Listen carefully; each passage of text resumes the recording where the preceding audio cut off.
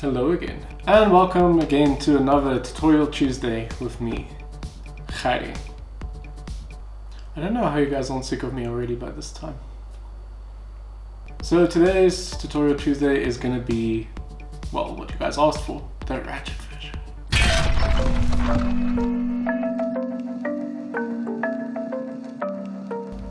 of macro photography.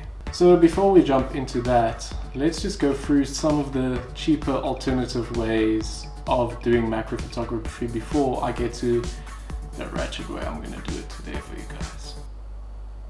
So basically there's 4 different ways of doing macro photography without doing it with a lens. Number 1 is something called bellows. Unfortunately I don't have to show, but I'll have the image up now for you guys. So basically what bellows are, you attach it to your camera and it attaches to your lens, and basically you can move it forwards and backwards to get focus and very close focusing with your subject. The second way of doing it is by buying a little adapter that flips your lens around. By flipping your lens around, basically it will turn your lens into not a very high quality macro lens. By flipping the elements, it gives you a bit of a closer focusing distance. I don't know why, it just works that way. The third option is using macro filters, like something like this. This was donated to me by someone. I should probably give it back to him. And basically what that is, it's something you put in front of your lens that will give you a bit more of a closer focus. I'll demonstrate this one in a moment as well.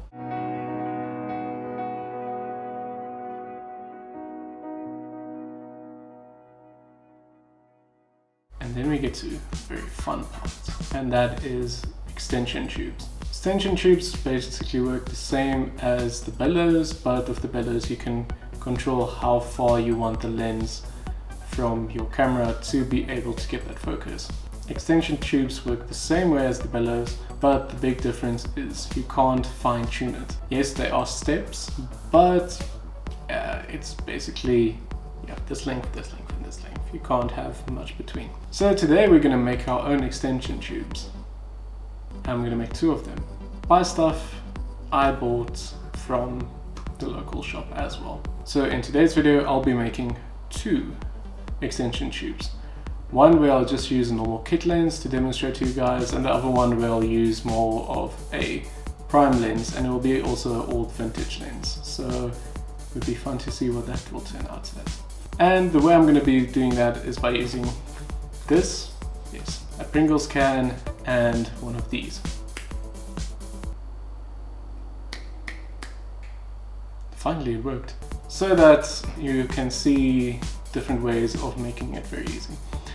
Small disclaimer, I'm not taking responsibility if you break any of your equipment. This is just a simple way of showing there is ways of getting macro by building your own things, but be careful when doing this. You might damage or hurt your equipment by doing this. I'm putting my own equipment on the line for you guys, so please just be safe with your stuff. We don't want any damages, because you won't be able to get them fixed unless you can fix it yourself.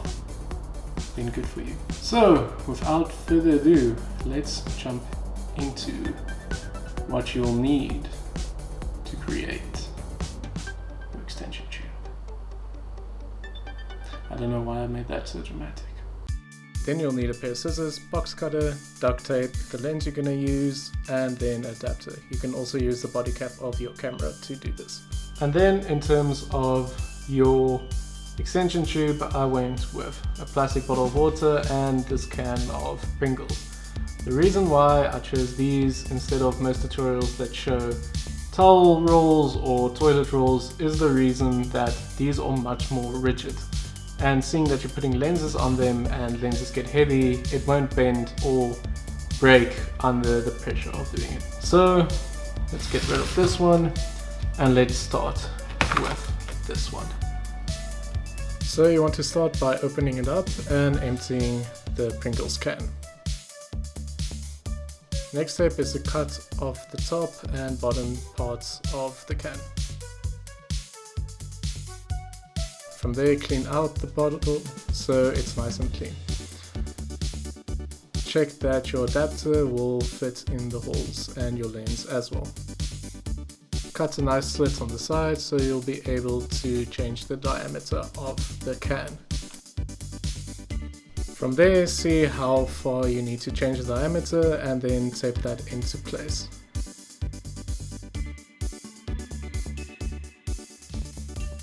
And then you can just tape it up nice and tight.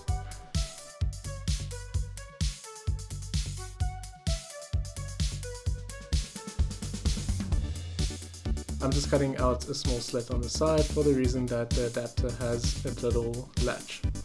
From there you can tape your adapter or body cap to your can.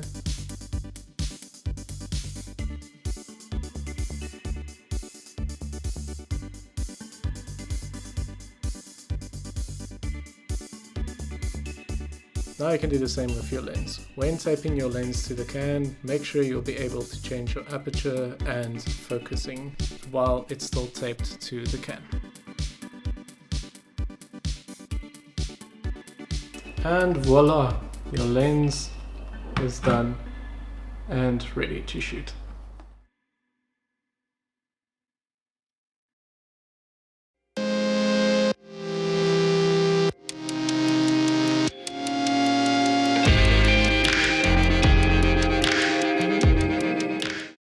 And now we can move on to our water bottle.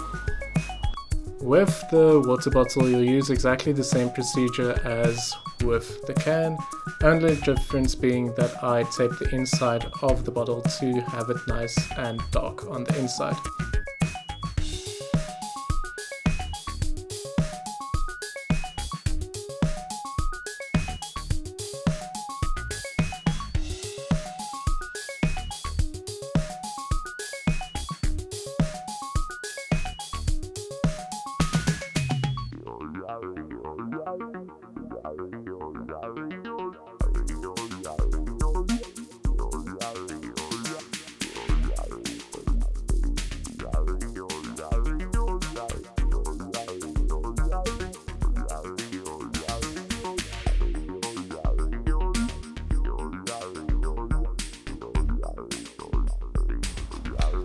And it's done.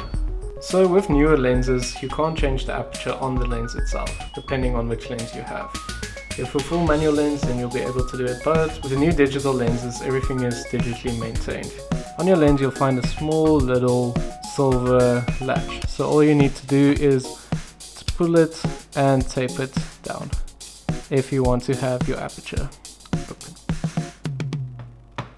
So let's shoot with this lens.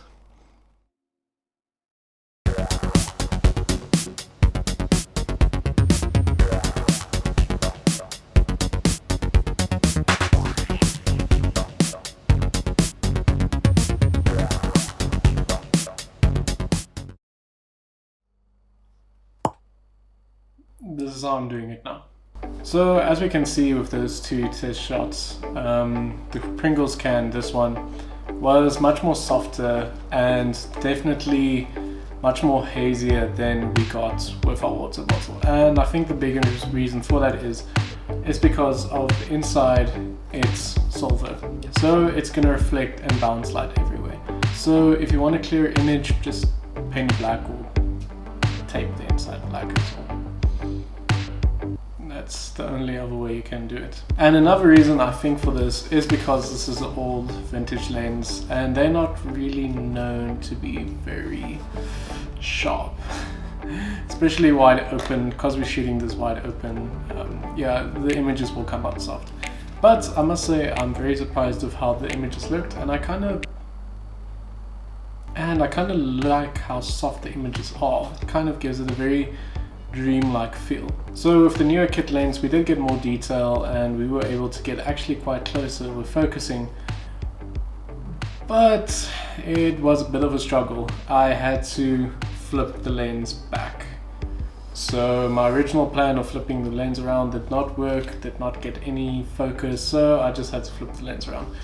And that brings me to kind of a very important point when it comes to this Ratchet type of lens build. Images won't be sharp, and you won't get the best quality image that you'll get. That's why macro lenses exist. That's why they cost that price, and that's why they so sought after. Yes, you get close, and yes, you can get macro capabilities out of this, but this is much more of a playful, experimental type of photography thing. You won't really will be using this to do commercial work or very high demanding projects where you need quality full on, unfortunately. So, sorry.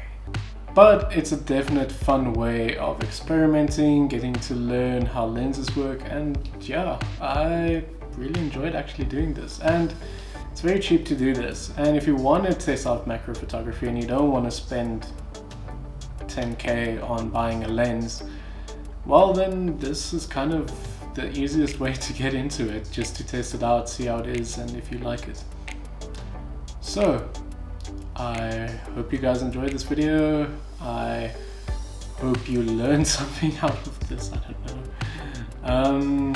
And yeah, please like, subscribe, hit the bell notification, comment, tell me what you guys thought of the video, let me know if you want to see something else.